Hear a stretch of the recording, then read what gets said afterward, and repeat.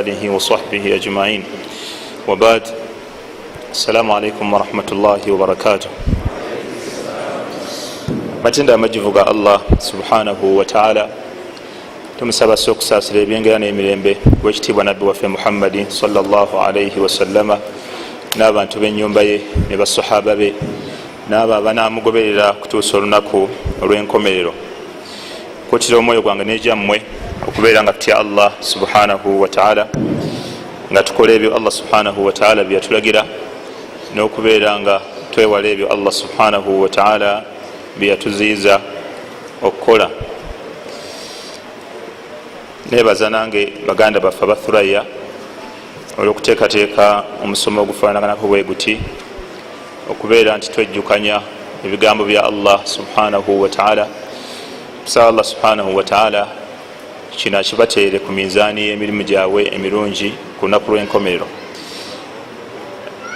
Mu ddakiika zino entonotono tujja kuleeta musomo gw'amateeka n'ebiseera ebisinga mu fiqihi baba batusuubiramu kuleeta mateeka nti kino kiramula bwe kiti, kino kiramula bwe kiti.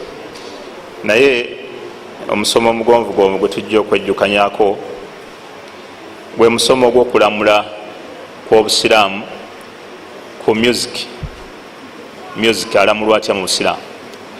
Olwaleero we tuli ku mulembe nga tewali mukolo okujjako nga guno ogutegekeddwa mu muzikiti wano, okujjako nga gulina okubeerako music, kebeere graduation party, kakubeere kwanjula. Olwaleero we tuli music yemu ku bizinesi ezisinga okubeera ez'amaanyi era ezifuna ssente empitirivu. Bapromota ba music bagagga nnyo olwaleero we twogerera, abayimbi bennyini bagagga nnyo olwaleero we twogerera, oba oli awo n'abatunda music abamusaasaanya. Olwaleero bwotunda mu kibuga wakati ebizimbe ebisinga amaduuka abaali bagakoleramu bavaamu dda ne bagabalekera aba music bebasinga okukola sente nyingi. Naye obusiraamu tebulina kintu kyebwalekaawo ttayo okujjako nga butubuulidde obulungi obukirimu era nga butubuulidde n'obubi obukirimu. N'olwekyo kyenvudde njagala mu ddakiika zino tubeere nga tulaba Allah subhanahu wa ta'ala ayogera ki ku music oyo asaasaanya ennyo bw'atyo. Omubaka Muhammad sallallahu alayhi wasallam ayogera ki ku music awamu n'ebigambo by'abamanyi enkuyanja bye bayogera ku music. Emikolo mingi gye tubaddeko egy'abasiraamu nga bagulira ddala kati abayimbi ne bajja ne babeerawo. Oli naakwata millions 3 n'agula abayimbi 2 bokka, buli omu $1.5 million ne bajja ne babeerawo. Era tukitwala olwaleero nti omukolo teguyinza kutambula era teguyinza kunyuma okujjako nga gubaddeko music. Allah subhanahu wa ta'ala atugamba mu Qur'ani, wa minan nasi man yashtari lahu alhadith liyudilla an sabilillah. Suratul Luqman memuli aya gye nsose kusoma. Allah subhanahu wa ta'ala agamba nti wa minan nas, ne mu bantu, man yashtari lahu alhadith, mulimu abagula lahu alhadith bye bintu emboozi eteyina mugaso gwonna, ebuzaabuza, etwala obudde, ezikiriza. Mulimu abantu abagigula liyudilla an sabilillah, babule bave ku kkubo lya Allah subhanahu wa ta'ala. Kana Abdullah ibn Mas'ud radiyallahu anhu yuqsim billahi thalatha. Abdullah ibn Mas'ud sahabi wa nabbi buli lwe yasomanga aya eyo ng'alayira emirundi 3 qailan ng'agamba wallahi alladhi la ilaha illa huwa inna almurada biqawlihi ta'ala lahu alhadith huwa alghina. Ng'agamba nti wallahi ndayira Allah awatali asinzibwa mu mazima okujjako ye, Allah kye yali agenderera mu lahu alhadith, mu mboozi ezibuzaabuza, ezizikiriza, ezitwala ebiseera, yali ategeezaamu alghina, nyimba. Nti mu bantu mulimu abagula ennyimba ne zibabuza ne zibajja ku kkubo lya Allah subhanahu wa ta'ala. Mu aya endala eri mu suratu Isra'i aya y'enkaaga mu nnya, Allah subhanahu wa ta'ala yagamba wastafziz man istata'ta minhum bisautik waajlib alayhim bikhaylika warajlika washarikuhum fi lamwali walauladi waiduhum wama yaiduhum shaitanu illa ghurura. Allah yagamba, yali ayogera ku shaitani naga nti wastafziz, senda senda. Eno aya yajja oluvanyuma lwa shaitani okuba nti yewera nti erina byegenda okukola kuno ku nsi nga ebikola mufe abantu. Kati Allah subhanahu wataala nagikkiriza nagiga nti genda okole byoyagala. Mu byeyagiragira byeyagikkiriza okukola yagigamba nti wastafziz man istata'ta minhum bisautika, genda osendesende okowoole oyo yonna gwonooba oyagadde ngaokozesa eddoboozi lyo. wa ajlib alaihim bikhayrika warajlika, si kyekyokka obeere nga abatambula ab'ebigere obasindikira ejjeeryo. wakadhalika n'abantu abebagadde, Allah yayogera ndogoyi kubanga zibaali bebagala ku biseera ebyo, n'abantu abali ku ndogoyi oba abali mu mmotoka nabo basindikira ejjeeryo ng'obakowoola n'eddoboozi lyo. washarikuhum fi lamwali, si kyekyokka genda osheyalinge nabo, mugabane, okole kampani nabo mu maali zaabwe, abantu bapakase mu haramu.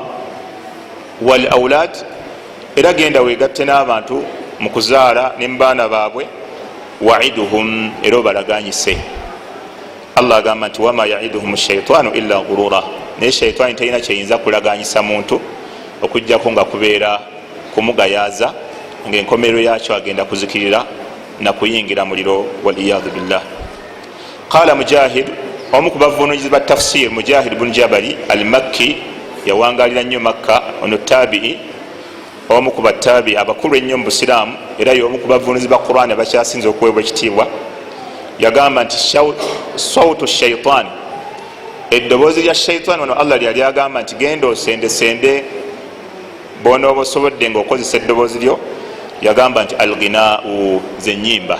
Allah yali ategeeza nyimba, tigenda okowoola abantu bonooba osobodde ngaokozesa enyimba.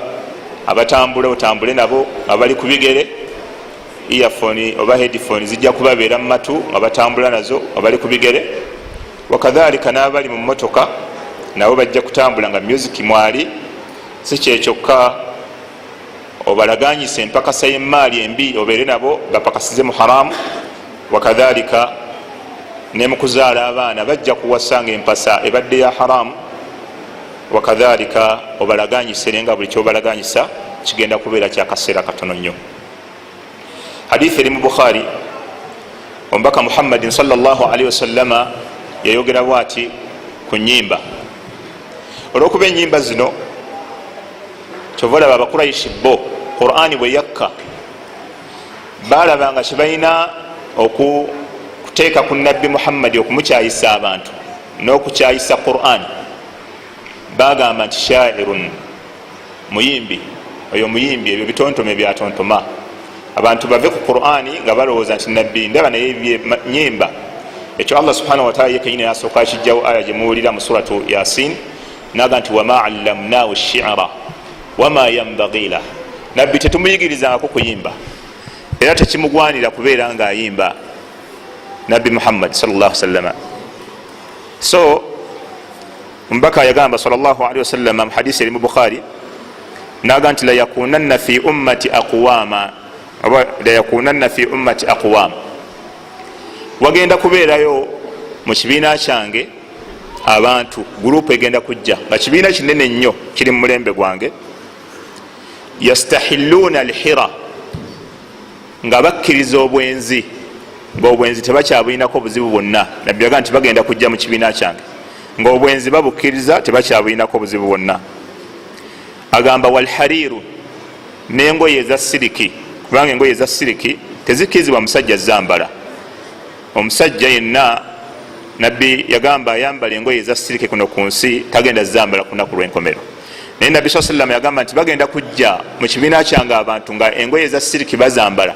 era kino bwoba okyegendereza ennyo ate mubayimbi kisukka, engoye ze zimyamyansa ennyo, abayimbi era bebasinga ozambala. naye nabbi sallam yagamba nti abantu bagenda kujja mu kibiina kyange nga omwenge tebakyagulabamu buzibu, obwenzi tebakyabulabamu buzibu bwonna. walharir, n'engoye eza siriki walkhamra n'omwenge walmaazif n'ebivuga. Almaazifu kyawukana ne ghinaau. Alghinaau kitegeeza ennyimba, ngaennyimba zino ziyimbibwa omuntu ng'akyusa amaloboozi amaseenekerevu, ekyo bakiyita alghinaau. Ayoyota eddoboozi n'aliseenekereza kaabe nga tataddeemu kivuga kyonna, kasita ayimba mu mbeera ey'okuba nti ayina byawaana, ayina ngeri gyagonzaamu eddoboozi, ayina gyakusikiriza okuwuliriza, ekyo bakiyita alghinaau. Ate almaazifu, kino nabbi sallama kyeyagamba, bubeera babiyita instrumento, bibeera bivuga nga byangeri za njawulo, nga babukubi nebifulumya eddoboozi, abantu ne babeera nga batambuza kyebaagala. Bwe guba mukolo gubeerako obuyimba obwo nga tebuli mu kigambo kyonna, wabula nga buyimba buseenekerevu, ng'abantu bakkakkana ne bawuliriza, ne banyeenya engalo, ne banyeenya ebigere, nga buyimba buseenekerevu. Era bwogenda mu woteeri ze tuyita ez'ebbeeyi, obuyimba obwo bubeeramu nnyo. Waliwo ne mu woteeri emu eri kumpi nnyo ne wano wetuli, juzi naliyo ku Friday, naye mu kasonda waliwo omusajja gwe baateekawo akuba ako akantu kokka, era ako akantu kakuba bagamba kamuweesa sente nnyingi. Ali awo mu nsonda akuba ako akantu, naye bw'obeera muli okawulira nga amaloboozi gaako gokka ge kalimu, eddigobe ne litambula ne liseenekerera, n'otumya ebyokunywano nga muntu bulina engeri gye buseenekerera. Kati oba buyita maazifu, obuvuga obw'engeri eyo. Kati ebyo ebivuga ebyengeri ebyo nabbi sallama yaga nti abantu bagenda kujja mu kibiina kyange nga babikkiriza, era nga baga nti omukolo gwo gunaabeerawo gutya. Ye bannaffe obusiraamu tetuganye, naye mu busiraamu ye teriyo okusanyuka. Kati ka music ako akaseenekerevu, akatwaliriza obudde, akawummuza ebirowoozo, kalina buzibu ki? Hadisi eri mu Bukhari kiraga nti ntuufu nnyo. Nabbi sallallahu alaihi wasallam yaga nti bagenda kukkiriza ebivuga nga bagamba tebikyalina buzibu. Omumanyi Sheikh Ibn Baz rahimahullahu ta'ala bwe yali ayogera ku hadithi eno yagamba nti Nabbi Muhammadin sallallahu alaihi wasallam okututegeeza ffe abasiraamu obubi bwa music yamuteeka mu hadithi emu ng'erimu ebintu bibiri ng'abasiraamu bonna ne bwaba teyasomako ku ddiini, bw'omubuuza obwa haramu bwabyo nti biramulwa bitya, akugamba nti kiri haramu. Byebiruwa? Ekisooka obwenzi. Ani atamanyi nti obwenzi buli haramu? Ekyokubiri omwenge. Ani mubasiraamu atamanyi nti omwenge guli haramu? Kati Nabbi Muhammad sallallahu alaihi wasallam ku bino ebibiri n'agoberezaako n'ennyimba. Ibn Baz n'agamba nti ekyo kiraga nti obwa haramu bw'obwenzi n'obwa haramu bw'omwenge bwe bumu bwe bwa haramu bwa music, kubanga Nabbi yabiteeka mu kintu kyekimu, yabiteeka mu jjumula emu. Kitegeeza nti byenkanyankanya hukumu, okulamula kwe kumu. Okulamula kwa music kwe kulamula kw'obwenzi, kwe kulamula kwa okunywa omwenge. Hadithi endala eri mu kitabu kya Ibn Majah eva ku sahabi wa Nabbi ayitibwa Ibn Malik al-Ash'ari radiyallahu anhu qal, agamba qala Rasulullahi sallallahu alayhi wasallam, mbaka wa Allah yagamba la yaqrabanna unas fi ummati al-khamr, abantu bagenda kusemberera mu kibiina kyange omwenge, bagenda kugusemberera nnyo eyo gye bulijja. Yusammunaha bighairi asma'iha, batuuke okugutuuma agatali mannya gaagwo, bagujje ku mannya agayinza okwesittaza omuntu, baguwa amannya amalala.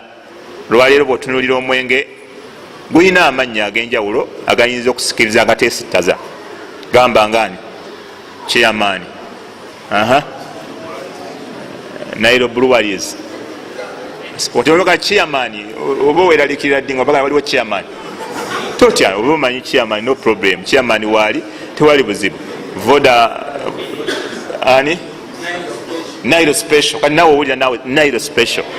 Omanya nti Nairo special ebintu biva mu muggaguli naye nga biri special gwa Nairo.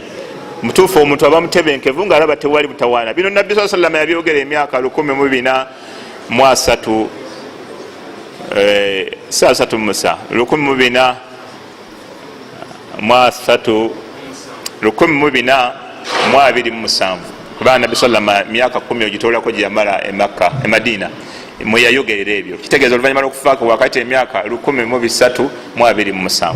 Naam, obadde oleeta linnya lya mwenge engule la ilaha illallah ati naawe engule ogiraba mu buzibu ki engule terina mutawaana era bagamba nti tewali mukolo gwagala kutegekebwa wano mu Buganda okujjako nga ki engule kweri kati nabbi sallam kino yakyogera nti la yaqrabanna unasu fi ummati lkhamr abantu bagenda kusemberera nnyo mu kibiina kyange omwenge yusammunaha bighairi asmaiha batandike n'okugutuuma amannya naye nga siga emannya gaagwo agamba nti yazifu ala ruusiha bilmaazifu nga ne buli webabeera ku mitwe gyabwe kukommonterwako emirere bandi musiki nga gwe nayogeddeko agamba nti naye ebyembi walmughaniyat yakhsifu bihim lard wayajalu minhum qiradatan wa khanazira nabbi sa sallam aga nti walmughaniyati n'abayimbi abakyala yakhsifu bihim lard ekiseera kigenda kutuuka gye bulijja allah abamizise ettaka almaskhu kitegeeza omuntu nga mulamu allah subhanahu wataala namumizisa ettaka nga bwe yayogera ku Karuna fakhsafna bihi wa bidarihi lard netumumizisa n'amayumba ke n'ebyobugagga bw'ettaka. Karuna teyamala kufa okuyingira mu ttaka, yayingira mulamu natandika okukka. Allah yagamba, Nabi sallallahu agamba nti bagenda kutuuka abayimbi Allah abamizise ettaka oba okubasangulako ebifaananyi byabwe bino ebyobuntu, wayaj'alu minhum qiradatan wa khanazir, Allah abafuula enkobe, abalala agenda kubafuula mbizzi gye bulijja abayimbi. Ekyo kigenda kutuukirira ku mulembe guno gw'omubaka Muhammadi sallallahu alaihi wasallama. Mu hadisi endala era eri mu kitabo kya Ibn Abi Dunya ne Abi Nuaym, hadithi hasanun, abamanyi bonna baga hadisi nnungi. Nabbi sallallahu alaihi wasallama yagamba nti yumsahu qawmun min hadhihi al-umma fi akhir az-zamani, ku nkomerero y'omulembe guno waliwo gurupu y'abantu egenda kumizisibwa ettaka, egenda kusangulwako ebifaananyi byabwe ebyobuntu ebimanyikiddwa ku nkomerero y'omulembe nga muno mwe tuli. Agamba nga ekifaananyi kye baddizibwamu oluvannyuma lw'okugibwako ekyobuntu qiradatan wa khanazira, nga Allah abawaamu kifaananyi kya nkobe na kyambizzi. Ekyo ekifaananyi ky'enkobe n'ekyembizi Allah yajja akikozesa okuva edda. Waliwo emirembe egyasooka nga bajemeranga Allah, Allah n'abambaza ekifaananyi ky'enkobe, wayitanga ennaku 3 n'abazikiriza n'abajjawo. Abalala yabambazanga kifaananyi kya mbizzi ne wayitanga ennaku 3 n'abasaanyaawo ne bafa. Kati Allah agamba nti n'abayimbi gye bujja Allah agenda bajjako ebifaananyi by'obuntu, abateekeko ebifaananyi eby'embizzi n'enkobe. Qaalu ya rasulallah, basahaba kyabayitirako ekyo ekigambo ne bavuga nti owange omubaka wa Allah, alaysa yashhaduna an la ilaha illa Allah wa anna Muhammada rasulullah, abantu abo bagenda kubeera tebakakasa nti Allah ali omu ne nabbi Muhammadi mubaka we. Amakulu abantu abo mu bufunze tebagenda kubeera basiraamu. Olwaliro wetwogerera waliwo abayimbi abasiraamu bangi nnyo era bagagga bazibu nnyo. Abamu n'amannya gaabwe ag'abasiraamu bagakyusa ne beetuuma amannya ag'emirimu. Kati kino basahaba bakibuuza ti nabbi abayimbi abo boyogerako abagenda okwambazibwa ekifaananyi eky'embizzi n'ekyenkobe bagenda kubeera si basiraamu nga tebakakasa Allah na mubaka Muhammadin sallallahu alaihi wasallama? Qaala bala, nabbi naga nti ate lwaki? Bagenda kubeera bakkiriza Allah era bagenda kubeera bakkiriza n'omubaka Muhammad sallallahu alaihi wasallama. Agamba si kyekyo mu kimwogedde, agamba nti wayasumuuna, bagenda kuba n'okukola ki? N'okusiiba, basiiba nga bwe mwasiibye. Wayusalluuna, nga n'okusaala basaala. Wayahujjuuna, nga ne hijja bazikola ne bagenda e Makka. Era waliwo bahaji abayimbi abakavaayo e Makka emabegakaawo katono, n'erinnya kati alikozesa nnyo mu kusaasaanya ebidongo. Abamuyita haji gundi, haji gundi. Haji agenda nakola hijja nakomawo nayongera mu maaso n'okuyimba. Nabbi abagamba nti abagenda kubeera bayimba, abayimba abo bagenda kubeera bakkiriza Allah nga basiiba n'okusiiba. Wayusalluuna, nga n'okusaala basaala. Wayahujjuuna, nga ne hijja bazikola. Era kyobola omuvubuka oyo olumu namuyitako, twali tusaala nnyo naye wali wa mukwano, ne mugamba ennyimba zoyimba ezimu zirimu n'okuwaana Allah, ennyimba ezimu zirimu n'okuwaana nabbi Muhammad sallallahu alaihi wasallam. Naye essaawa eno ne mugambe waffe namasuba naziwulidde nga ziri mu bbaala, ogenda kukola ki ku lunaku lwa kiyama bwe zirijja nga zikuwako obujulizi? Namuyita atwogera naye babiri wette. So nabbi sallallahu alaihi wasallam agamba nti abantu abo bagenda kubeera bayimba naye nga basaala, nga basiiba, nga bakola ne hijja. Nabbi Muhammad sallallahu alaihi wasallam qaalu fama baluhum, nebamugamba nti ya Rasulallah, ate kati obuzibu bugenda kubaaki? Kyekigenda okuba kibavunanyizibwa? Kubanga omuntu okusaala kikulu, omuntu okubanga asiiba kikulu, omuntu okubanga akola hijja akkiriza ne Allah, obuzibu bugenda kuvaaki ku kyate bambazibwa ebifaananyi by'embizi n'enkobe? Nabbi n'abagamba nti ittakhadhu almaazifa, baddira enyimba, maazifa ebiguba ebatandika okubikuba, waddufuufu kino n'abamu bakivunulamu mataali, walkainat, kainati zibeera nyimba, bamanya basinga bakivunulamu nyimba, nti bayimbanga. Fabatu ala shurbihim, ne bebaka nga bebakira ku ebyo, bebakira ku nyimba, bebakira ku bidongo. Walahum fabatu ala shurbihim walahum fa asbahu, ne bebakira ku nyimba ne bakeeza ku makya. Wakad masahu qiradatan wa khanazira, baligenda okukeesa ku makya nga Allah amaze okubajjako ebifaananyi by'obuntu nga bambazza ebyenkobe n'ebyembizzi. Ekigambo ky'ennyimba, omubaka Muhammadin sallallahu alaihi wasallama, ebyo byebimu ku bigambo ebitono bye yayogera ku nnyimba. Abamanyi baffe ab'obusiraamu bo boogera ki ku nnyimba? Ngenda kubafunza mbabuulireko abatonotono bye boogera ku nnyimba. Ekisooka nga sinna kubuulira abamanyi bano, sheikh omu agamba nti waqad nuqila al-ijmaa ala tahrimu al-maazif aktharu min 30 ulama au aliman mu'tabara. Agamba nti kyawandiikibwa okuva ku bamanyi abeesigika nga bagamba nti abamanyi bonna okuva ku basahaba beegatta ne bagamba nti ennyimba ziri haramu.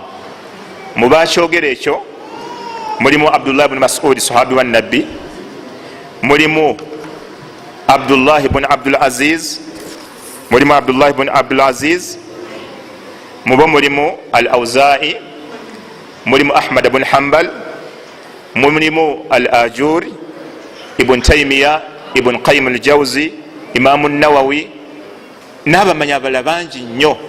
Bonna bagamba nti abamanyi bonna abatusooka beegatta ne bagamba nti ennyimba ziri haram. Kati bino byebigambo bya Sheikh al-Islam Ibn Taymiyyah. Sheikh al-Islam Ibn Taymiyyah bwe yali ayogera ku hadisi ezo zenva okwogera eziraga nti abayimbi Allah ekiseera kigenda tuuka abajjeko ebifaananyi by'obuntu, abambaza ebifaananyi by'enkobe n'embizzi, yagamba nti waman lam yunsakhu minhum fi hayatihi munsakhu fi qabrihi. Yagamba nti omuntu yenna Allah gwalijja kuno ku nsinga mudongo, oba anyumirwa nnyo miziki oba amwagala nnyo, Allah n'atamujja ku kifaananyi kya buntu kuno ku nsi, oluliyingira mu ntaana nga Allah amujjako ekifaananyi ky'obuntu. Waliwo kissa abamanyi gye bayogera ey'omusajja omu yalina neiba we, nga neiba we ayagala nnyo music, naye nga buli lunaku amugamba music muveeko. Allah yamugaana ne nabbi nga agaanyi. Allah subhanahu wa ta'ala n'amujjulula n'afa. Bwe yatuuka mu ntaana wayita omwezi gumu, n'amuloosa n'amugamba genda ogamba abaana bange bafulumye ebidongo mu nyumba yange, bafulumye music mu maka gange. Mulowooza n'alowooza byakusaaga engeri gye baali boogeranga ku music. Newayita omwezi gumu n'addamu n'amuloosa n'amugamba nkwegayiridde genda ogamba abaana bange bafulumye music yenna yasigala mu nyumba zange. N'atabifaako. Ku mulundi ogwokusatu n'amubuulira ensonga, n'amugamba genda ogamba abaana bafulumye music kubanga eno gyendi mu ntaana Allah yanzijjako ekifaananyi kyange eky'obuntu nanyambaza ekifaananyi ekirala kyesobola kubuulira. Musajja kwolwo n'atya nnyo n'agenda n'agamba abaana nti muganda wange gyali mu ntaana si walungi, mufulumye music mumugje mu nyumba ye. Ne bamufulumyamu ne bamugjamu, n'addamu n'amuloosa. Kwolwo olunaku lwennyini n'amugamba nti Allah anziriza ekifaananyi kyange eky'obuntu, anzijjeko ekifaananyi kyembaddemu ekibi, era ekifaananyi ekyo kyeyali agenda okuzuukiriramu. So Ibn Taymiyyah kyagamba nti Nabbi sallallahu kyeyagamba nti kino mwaba muyinza obutakirabako bayimbi kukyusibwa, naye oluyingira mu ntaana buli alifa nga mudongo Allah ng'amuggyako ekifaananyi eky'obuntu ng'amwambaza ekifaananyi ekyennyimba. manya ekyembizi n'ekyenkobe. Qala Ibn Qayyim rahimahullah, Ibn Qayyim rahimahullah yagamba nti hadhihi alkalimat kulluha mawjuda fi alghina, ebintu bino byengenda okwogera byonna biri mu nnyimba. Yagamba ashahwa, okulinyisa obwagazi, obwagazi, enyimba ziyinyisa obwagazi abantu ne benda. Walghafla, n'okugayala, alghafla, abantu bagayala nawuliza musiki naddamu. Wallahu, n'okutwala obudde n'abwonona. Walirad an dhikrillah, n'abantu okuva ku Allah, okuva ku Qur'ani. Music ajja abantu ku Qur'ani. Era agamba Sheikh al-Islam Ibn Taymiyyah, wa kulluha dakhilun fi kalimati samiduna, eyo nabiyingira mu kigambo ekiyitibwa samiduna. Allah kyeyogera mu Qur'ani n'agamba nti afa min hadha alhadith ta'jabun, abaffe mu bigambo bya Qur'ani mwewuunya. Watadhakuna, ne museka. Watabkuna wa antum samidun, ne mukaaba nga nammwe muyimba. Suratu an-Najm. Abamanyi abalala dakiika zino batandise okuzindaga, wadde be bandyazamanyiza ze baŋŋambye somesa size zino zibandaga kati, naye kanfunze nange. Waqala rahimahullah, Imamu Ibn Qayyim yayogera ekigambo kino kinene. Yagamba nti mafasidul ghina, obubi bw'ennyimba, kathira, bungi nnyo. Wafiha, mubo mafsidataini azimataini, mulimu ebyonono bibiri ebinene mu nnyimba. Nagamba ekisooka, alghinau yasuddu an dhikri llahi taala, ennyimba zijja omuntu ku Allah n'okumwerabiza Allah subhanahu wa taala. Olw'obujulizi, omu ku bakulembera ayitibwa Haaka agamba annahu qaala alghinau, yaga nti ennyimba mufsidatun lilqalbi, zoonona omutima gw'omuntu. Muskhitatun lirabbi, zissa obusungu bwa Allah ku muntu. Nasoma etteeka nga Allah aga nti istahwadha alaihim shaitan, shaitani yababuutikira abantu b'ennyimba. Fansahum dhikra Allah, nebeerabiza okujjukira Allah. Ulaika hizbu shaitani, abo nno kyekibinja kya shaitani. Ala inna hizba shaitani humul khasirun, abaffe mazima ekibinja kya shaitani be bagenda okufaafaganirwa. Kyobola Sheikh al-Islam Ibn Taymiyyah yaga nti ebintu bibiri tebisobola kwegatta mu mutima gw'omuntu, ennyimba ne Qur'an. Ekimu kisangulamu kinne waakyo. Omuntu waba ayagala musiki, Qur'an nga agisiibula. Bw'aba ayagala Qur'an, music agisiibule, kubanga ebibiri tebisobola kwegatta mu mutima gw'omusiraamu n'abeera nga abitambuza byombi. Ekyonono ekyokubiri ekiri mu nnyimba, yagamba nti alghinau yushiru shahawat, ennyimba zirinyisa obwagazi bw'omuntu fi nufusi, mitima gy'abantu.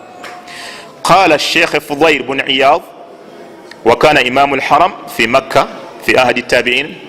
Sheikh Iyad, Fadl bin Iyad, bwe yayogera ku nnyimba yagamba nti alghinau rukuyatu zina, ennyimba lyekkuba eritwala omuntu mu bwenzi.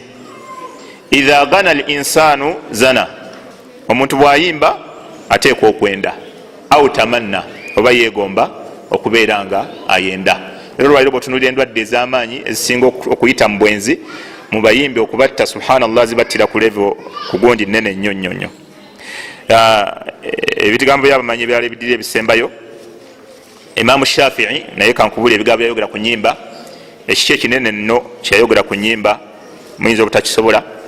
Yagamba nti alghinau manba'ul bala'i, ennyimba yensibuko y'ebizibu byonna bye tulimu muno mu nsi muno. Ennyimba zensibuko by'ebizibu bye tulimu ku nsi kuno. Naga nti fa idha aradtum qada'u ala albala, bwe muba mwagala okumalawo ebizibu bye tulimu mu nsi muno. Yawa amagezi simanyi oba tunaafunayo omuvubuka omwana agasobola. Yagamba nti faqta'u riqaba almughinnina walmughanniyati hum alladhina yufsiduna al-umma, mugende nga mutemako ensingo z'abayimbi abasajja n'abakazi. Womulimu Imamu Shafi'i bwe yagamba, sinze gamba era sigamba, naye Imamu Shafi'i yagamba bwe muba mwagala okujjawo ebizibu bye tulimu mu nsi muno, mugende nga mutemako buli nsingo ya muyimbi omusajja n'omukyala. Yagamba hum alladhina yufsiduna al-umma, kubanga be basinze okwonona obusiraamu. Lwaliro ebikolebwa byonna byonna abasinga babikoppa ku bayimbi.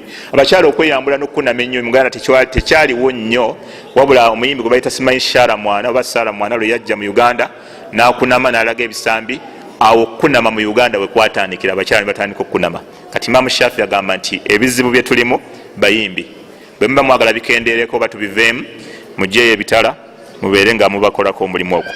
Wakala Imamu Ahmad yagamba istima'ul aghani fisqu, okuwuliriza ennyimba fisqu, bubeera bwononefu.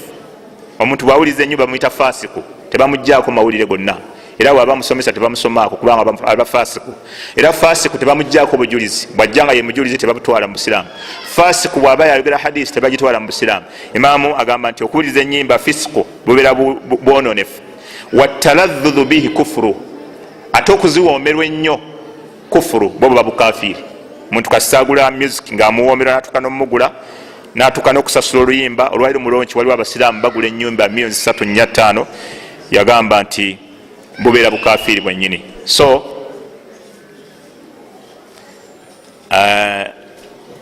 Sheikh al-Islam Ibn Taymiyyah yayogera ebigambo bingi, nekino kankyogere. Yagamba inna mafsidatul ghina, obubi bw'ennyimba, a'zamu min mafsidatil la'ibu bin nardi, bwe businga obubi bw'ennyimba bubi nnyo, ennyimba mbi nnyo okusinga omuntu azanya zaala. Omuntu azanya zaala n'ow'ennyimba, Sheikh al-Islam Taymiyyah aga nti ow'ennyimba yasinga obubi. Omuntu akuba betting, akuba amatatu, azanya ebyuma, azanya emyeso egya ssente, omuntu yenna betting oba azanya luddo oba azanya amatatu aga ssente, Sheikh al-Islam Taymiyyah agamba nti obubi bwe buli yaddeko okusinga obubi obw'ennyimba. Kati bw'oba oyagala okumanya obubi bw'ennyimba, nina kuwa bubi bwakiri Sheikh kyagamba ekiri yaddeko. Kiri ekiri yaddeko kankuwa obubi bwakyo.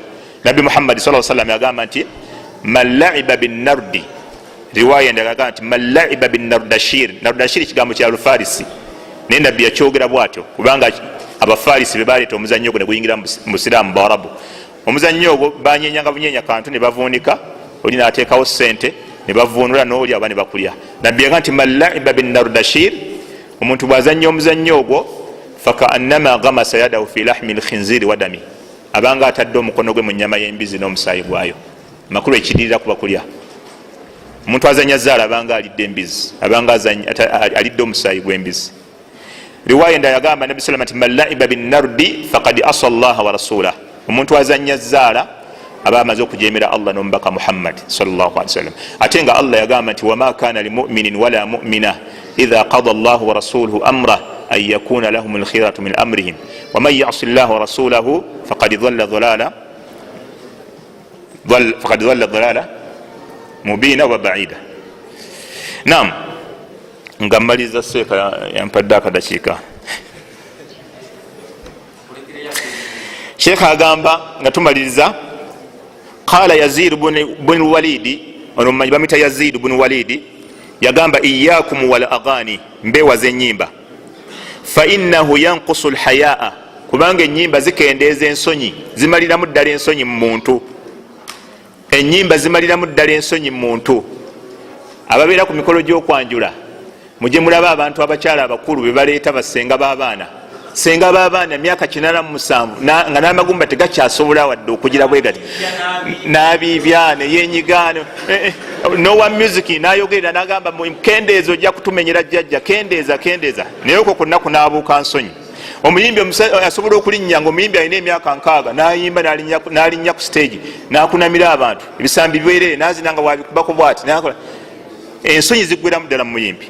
So emikolo gy'abasiraamu abamu bagifuula gya nnyimba, okuleeta abagole ne bamala ku mukolo item emu yokka eyokuleeta, bagimalako eddakiika nga 50 abala ssaawa nnamba, ne baleeta obwana obuto obutannayigana kwogera, assalamu alaikum, ne babeera awo ne buzina obwo. Ennyimba ezaabo, balina ennyimba ez'obwana obuto, balina ennyimba ez'abaana abasawo, balina obuwala obuddako awo bwambaza engoye z'abasawo, obwo nabo balina ennyimba ezaabwo, balina ennyimba ez'abakulu bamuzeeyi ngaabo bensoose okwogera, abo nabo ne bajja la ilaha illallah noga la ilaha illallah. Kyobula Sheikh Ibn Uthaymin yagamba bw'obeera ku mukolo gwonna nga guliko ennyimba, bw'oba tosobola kuziyiza nnyimba ezo genda mu maaso, oteekwa buteesi kuguvaako, oteekwa buteesi kuyimuka n'ovaawo. Abamu baga nti baseeka nga babeerawo ku nnyimba, al-ibratun bid-dalilu, ekikulu bujulizi. Sheikh Ibn Uthaymin yatuwa kaida ennungi ennyo eyinza okuyamba, yagamba nti alhaqqu ma qama alayhi ad-dalilu walaysa alhaqqu fima amilahu an-nas.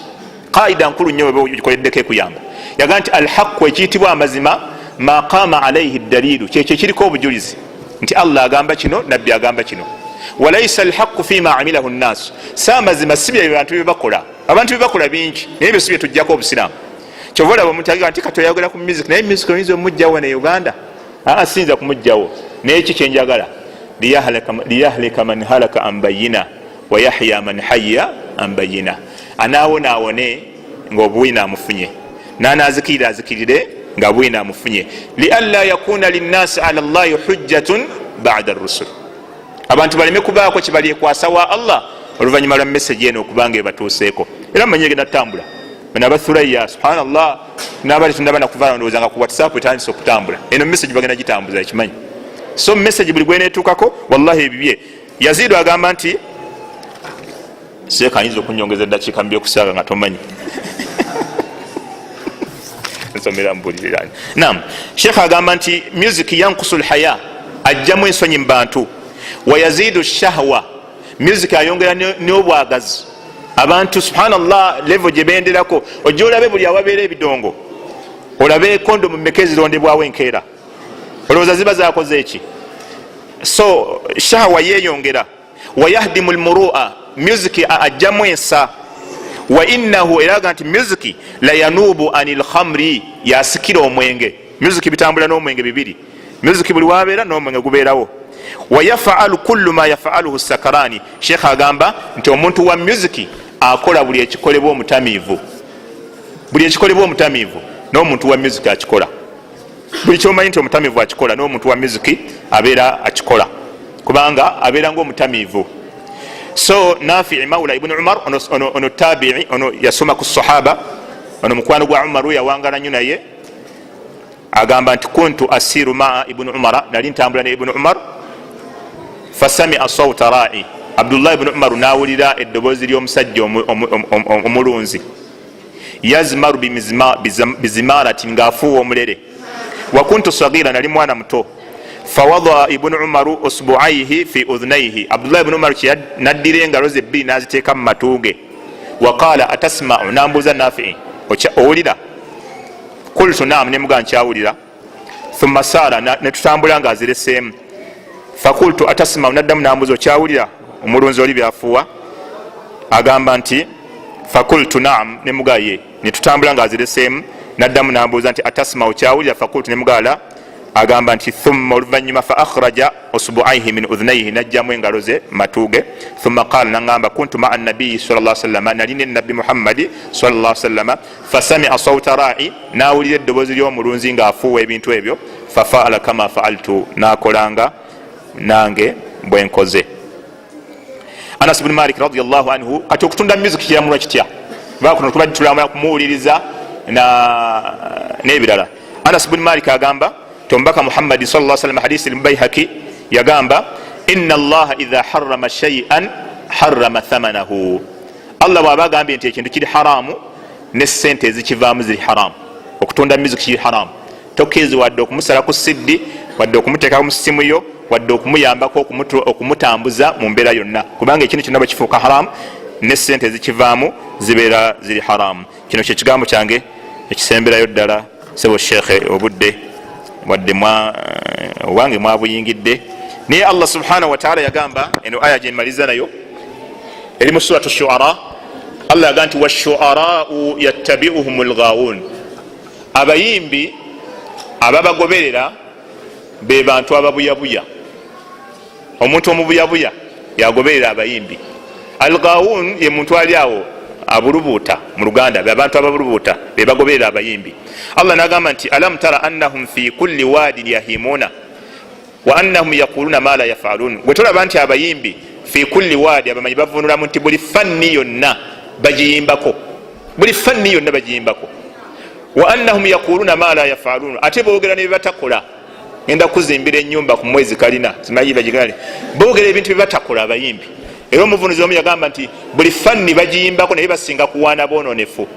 omwenge baguyimbako, bwoba olina yakulyaza amanya bamuyimbako, bwoba olina neibawo temukolagana bamuyimbako, bwoba yagala kuzaala mukamuliraana amuyimbamu neiba, buli kyaba ayagala. yagamba nti buli fanni yonna bagiyimbako, wamu nekyo boogera byebatakula abayimbi abo. so okuyimba, omuntu agoberera abayimbi wallahi kibi nnyo okubeera nti abayimbi obafuula.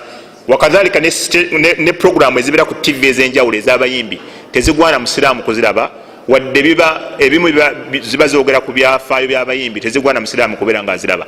kubanga enkomero yazo ewunzika etwala abantu mu muliro. Mbaka Muhammadi sallallahu alaihi wasallam yagamba hadithi ya Abi Huraira yagamba nti yu'ta bi unasi yawm al-qiyamah, bagenda kuleeta abantu kunaku lw'enkomerero, maahu min alhasanati mithlu aljibali tiham, nga balina ebirungi byabwe byenkanankana ensozi obugulumivu. Abantu nga bakola emirimu mirungi bagenda kubaleeta kunaku lw'enkomerero ng'ebirungi bye biringa olusozi obugulumivu. Nabbi agamba nti fayajaluha llahu habaan manthura, Allah abifuula enfuufu efuumuuka, amakulu bireme kumugasa. Basahaba ne batya ne bagamba nti lwaki nabbi? N'abagamba nti kanu idha urida lahum shay'un min alharam ittakhadhuhu fa ahbata llahu amalahum. Olw'ensonga egenda kubeera emu, bababuuliranga ebintu nti ekyo kiri haramu, naye bwe baddangayo ate bo ne bakikola, Allah n'asazaamu emirimu gyabwe gyonna. Allah asobola okusazaamu emirimu gy'omuntu olw'oluvannyuma lw'okutegeera nti music yali haramu n'amulemerako. Kyobola obusiraamu tebukkiriza kusoma MDD, bwe muyita MDD, musiru ddala ddala. Manya MDD kitegeeza ki? Music dance and drama, music dance and drama tekikkirizibwa mu busiraamu kusoma ekyo. Music tekikkirizibwa kumusoma. Wallahu ta'ala a'lam. wa sallallahu wa sallam wa baraka ala abdihi wa rasuli Muhammad wa barakallahu fikum wa jazakumullahu khaira. Wassalamu alaikum wa rahmatullahi wa barakatuh.